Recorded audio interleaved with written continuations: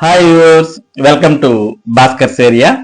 ఈ రోజు ఉన్నటువంటి ముఖ్యమైన విద్య మరియు ఉద్యోగ సంబంధిత సమాచారంలోకి వెళ్తే, ఆంధ్రప్రదేశ్ రాష్ట్రంలో ఏపీ టెట్ ఫలితాలు అనేవి విడుదలయ్యాయి. కేవలం 19 రోజుల్లోనే ఏపీ టెట్ ఫలితాలను ఆంధ్రప్రదేశ్ ప్రభుత్వం విడుదల చేసింది. ఇక ఏపీ టెట్ ఇన్ సర్వీస్ టీచర్లు కూడా చాలా మంది రాసినప్పటికీ మరి కొద్ది మంది మాత్రమే ఉత్తీర్ణత సాధించడం జరిగింది. ఈ నేపథ్యంలో ఎవరైతే ఇన్ సర్వీస్ టీచర్లు ఉన్నారో అటువంటి వారు టెట్ క్వాలిఫై అవ్వడం అనే నిబంధన నుంచి మరి మినహాయింపు ఇవ్వాలి అంటూ రాష్ట్ర వ్యాప్తంగా ఉన్నటువంటి టీచర్లు, అలాగే భారతదేశ వ్యాప్తంగా ఉన్నటువంటి టీచర్లు కూడా ప్రభుత్వాలను కోరుతూ ఉన్నారు. అసలు ఇన్ సర్వీస్ టీచర్లకు ఈ అర్హత పరీక్ష ఏంటి అంటూ వారు ప్రశ్నిస్తున్నారు. దీనికి సంబంధించి మనం పూర్తి వివరాలు చూస్తూ ఉన్నాం. ఏమిటి పరీక్ష? టెట్ పై ఉపాధ్యాయుల్లో ఆందోళన, ఎక్కువ మంది 50 ఏళ్లు దాటిన వారే, విధులు నిర్వహిస్తూ సన్నద్ధమయ్యేదెలా, గణితం, బయాలజీ, పిఎస్ టీచర్లకు మరీ అవస్థ, వారి సబ్జెక్టులో 20 మార్కులకే ప్రశ్నలు, మిగిలిన 2 సబ్జెక్టుల నుంచి 40 మార్కులకు. ఇలాగైతే అర్హత ఎలా సాధించాలన్న ప్రశ్న, ఉత్తీర్ణత మార్కుల్లో తేడా పైన అభ్యంతరాలు. కొత్తగా బీఈడీ డిఈడి చేసిన విద్యార్థుల స్థాయిలో ఈ వయసులో మేం టెట్ కు ప్రిపేర్ కాగలమా? దాదాపు 20 ఏళ్లు ఉద్యోగ జీవితం తర్వాత ఇప్పుడు పరీక్షలు రాయమంటే ఎలా? 50 ఏళ్లు దాటిన వారు, కొత్తగా కోర్సులు చదివే విద్యార్థుల సన్నద్ధత ఒకేలా ఉంటుందా? టెట్ పై ఉపాధ్యాయ వర్గాల్లో విస్తృతంగా సాగుతున్న చర్చ ఇది. ఉపాధ్యాయ అర్హత పరీక్ష ఏపీ టెట్ పై కొద్ది నెలలుగా ఆందోళన వ్యక్తం చేస్తున్న టీచర్లలో తాజాగా విడుదలైన పరీక్షా ఫలితాలతో ఆందోళన మరింత పెరిగిపోయింది.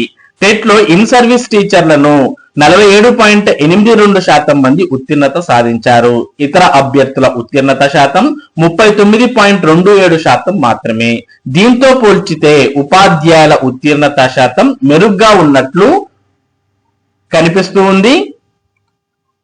నిజానికి మొత్తంగానే ఈసారి టెట్ లో అర్హత సాధించిన వారి సంఖ్య తగ్గింది. టెట్ పేపర్లు కఠినంగా రావడమే దీనికి ప్రధాన కారణంగా కనిపిస్తోంది. 2018 నుంచి ఇప్పటి వరకు 5 సార్లు టెట్ జరగ్గా 50% లోపు ఉత్తీర్ణత ఇప్పుడే నమోదైంది.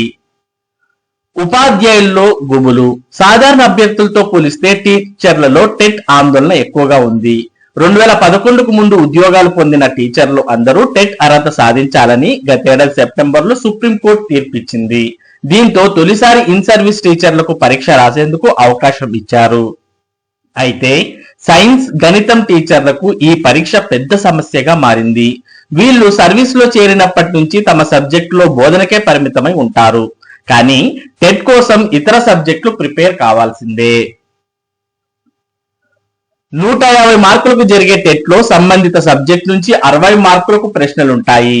భాషా సబ్జెక్టులు, సోషల్ టీచర్లకు ఇది సులభమే. కానీ గణితం, బయాలజీ, ఫిజికల్ సైన్స్ టీచర్లకు మాత్రం వారి సబ్జెక్ట్ నుంచి 20 మార్కులకు, మిగిలిన 2 సబ్జెక్టుల నుంచి 20 మార్కుల చొప్పున 40 మార్కులకు ప్రశ్నలు ఇస్తారు. బయాలజీ, ఫిజిక్స్ రాస్తే టీచర్ల పరిస్థితి కూడా ఇలాగే ఉంది. తమ సబ్జెక్ట్ ప్రశ్నలు తక్కువగా ఉండి ఇతర అంశాలు ఎక్కువగా ఉంటే ఉత్తీర్ణత ఎలా సాధించాలని టీచర్లు ఆందోళన వ్యక్తం చేస్తున్నారు. సామాజిక వర్గాలు ఎందుకు? సాధారణంగా అడ్మిషన్లు, ఉద్యోగాల్లోనే రిజర్వేషన్లు అమలు చేస్తారు. అయితే టెట్ లో సామాజిక వర్గాలు ప్రత్యేక కేటగిరీల ఆధారంగా అర్హత మార్కులను నిర్ణయించారు. 150 మార్కులకు జరిగే టెట్ లో ఉత్తీర్ణత కోసం జనరల్ అభ్యర్థులు 60% అంటే 90 మార్కులు, బీసీ అభ్యర్థులు 50% అంటే 75 మార్కులు, SC, ST, ex service men, దివ్యాంగులు 40% అంటే 60 మార్కులు సాధించాలి. ఇట్లా ఇతర ఏ పరీక్షల్లోనూ ఇలాంటి విధానం లేదని, ఒక్క టెట్ లోనే ఎందుకని టీచర్లు ప్రశ్నిస్తున్నారు. మరి మొత్తానికి టీచర్లకైతే ఇక్కడ టెట్ నుంచి మినహాయింపు కోరుతూ ఉన్నారు.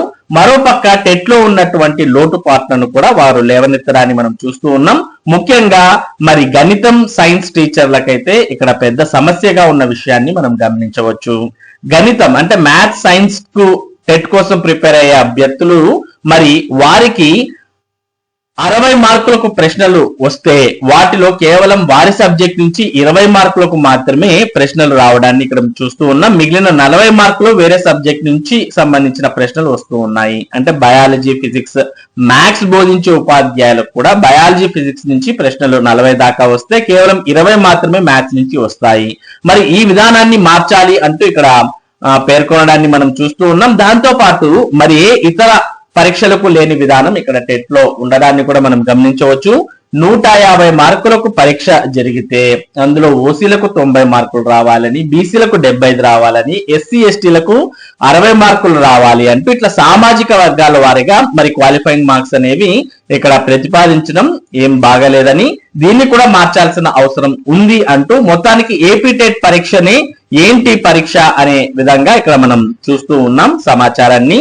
మరి కేంద్ర ప్రభుత్వం కూడా ఎవరైతే ఇన్ సర్వీస్ టీచర్లు ఉన్నారో అటువంటి వారికి వీటి నుంచి మినహాయింపు ఇచ్చే విధంగా కూడా అడుగులు వేస్తున్నట్టు ప్రస్తుతం సమాచారం వస్తోంది. మరి త్వరలోనే ఉపాధ్యాయులకు ఏపీ టెట్ నుంచి మినహాయింపు లభించే అవకాశాలు ఉన్నాయి అనే విషయం కూడా మనకి అక్కడ అర్థమవుతోంది.